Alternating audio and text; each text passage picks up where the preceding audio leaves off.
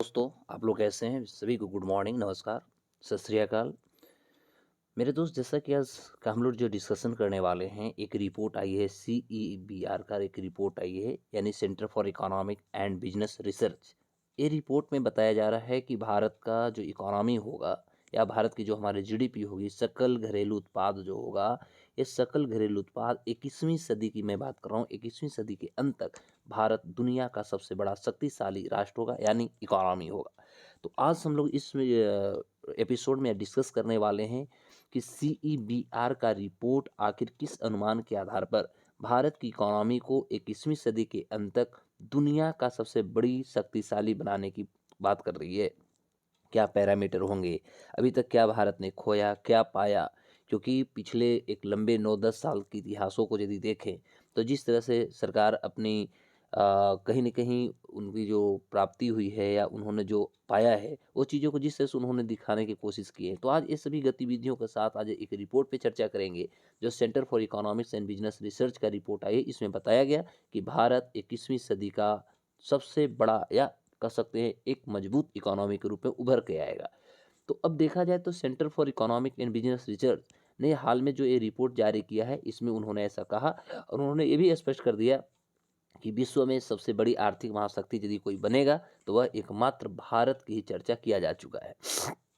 सीईबीआर का रिपोर्ट जो है, इस रिपोर्ट को एग्जाम में बहुत बार पूछी जा चुकी है कि किस नाम से रिपोर्ट को प्रकाशित करती है।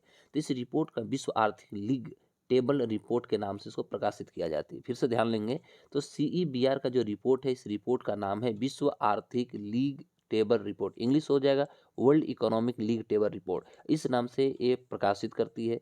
तो इन्होंने कहा कि इस सदी के अंत तक भारत का जो जीडीपी होगा यानी सकल घरेलू उत्पाद जो चीन से लगभग 90% और अमेरिका से 30% अधिक होगी, जो भारतीय अर्थव्यवस्था तथा देश के नागरिकों के लिए यह एक बहुत कह सकते हैं सकारात्मक गतिविधियों को दर्शाता है और एक गर्व का विषय भी दर्शाता है। तो यह एक रिपोर्ट इस तरह से बताती है। चूंकि आज हम बात करने वाले हैं कि इस रिपोर्ट में आखिर मुख्य बिंदु क्या है, तो इस रिपोर्ट में यदि देखा जाए तो कहा गया है कि 2024 से लेकर के 2028 तक औसतन यदि देखा जाए तो भारत का जीडीपी में जो मजबूती देखने को मिलेगा वो 6.5% का मजबूती देखने को मिलेगा। वहीं दूसरी बात देखा जाए, इसकी सबसे बेस्ट जो इसका फीचर होगा, वो बताया जा रहा है कि 2032 तक जापान और जर्मनी की जो इकोनॉमी होगी ये पिछड़ जाएंगे और भारत जो होगा दुनिया का तीसरी सबसे बड़ी अर्थव्यवस्था बन के आ जाएगी।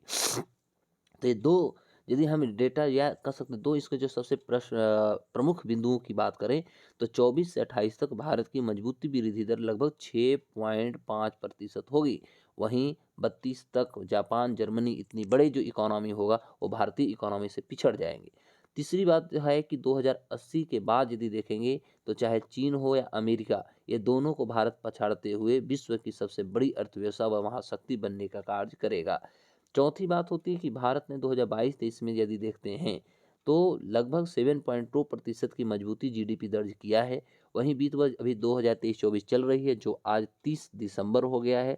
आपको पता होनी चाहिए कि आज कल हमारा दिसंबर खत्म होगा, फिर 2024 में हम एंट्री मारेंगे। तो बीत वर्ष 2023-24 में वृद्धि दर मामूली कमी के साथ ऐसा कहा जा रहा है कि लगभग 6.4% रहने का अनुमान है, अर्थात 6.4% गेन करने का हर संभव प्रयास किया जा रहा है। चौथी बात हो जा सकती है कि 2023 में जो हमारी मुद्रास्फीति है ये लगभग देखिएगा तो 5.5% रहने का अनुमान है। तो इस सभी डेटा से यह स्पष्ट हो जाता है कि आने वाले भविष्य में भारत की इकोनॉमी जो होगा दुनिया की कितनी बड़ी इकोनॉमी हो सकती है। और आने वाले एग्जाम में आपसे इस बहुत सारे इससे क्वेश्चन भी पूछे जा सकते हैं, चाहे आपका यूपीएससी हो, आपका बीपीएससी हो, सभी एग्ज़ाम में आपका वन लाइनर तो क्वेश्चन पक्का पूछेंगे। तो हम लोग फिर मिलेंगे इसी वीडियो के साथ। आप लाइक सब्सक्राइब शेयर जरूर करें। नमस्कार, जय हिंद।